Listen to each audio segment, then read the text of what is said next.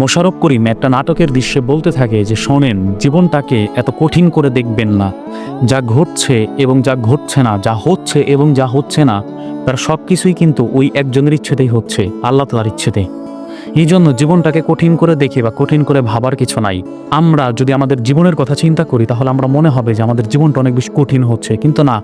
আপনি যদি ব্রেনের ওপরে জীবনটাকে কঠিন হিসেবে প্রেশার নেন তাহলে আপনার কাছে জীবনটাকে কঠিন মনে হবে। আর যদি ভাবেন যে না, যা হচ্ছে হতে থাকুক, আমি আমার ব্রেনে খুব বেশি একটা প্রেশার নেব না এটা নিয়ে, তাহলে দেখবেন জীবনটা অনেক সুন্দর। সব কিছুই আসলে নির্ভর করে আমাদের মস্তিষ্কের ওপরে বা আমাদের মন থেকে। মনে মনে যখন আমরা ভাবি যে কাজটা খুব বেশি কঠিন, তখন সত্যিই সেটা কঠিন। আবার যখন ভাবি যে না, আহামরি কঠিন কিছু হবে না, তখন সেটা আসলে সত্যিই আহামরি কঠিন কিছু না। এই জন্য জীবনটাকে কঠিনভাবে কিছু দেখার দরকার নাই। সব কিছু আল্লাহ তাআলার ইশারাতে হচ্ছে। ভালো মন্দ যা আছে সব, আর কোনো কিছুই মন্দ না, সব কিছুই ভালো। এইভাবে চিন্তা করেন, দেখবেন জীবনটা অনেক বেশি সুন্দর হবে।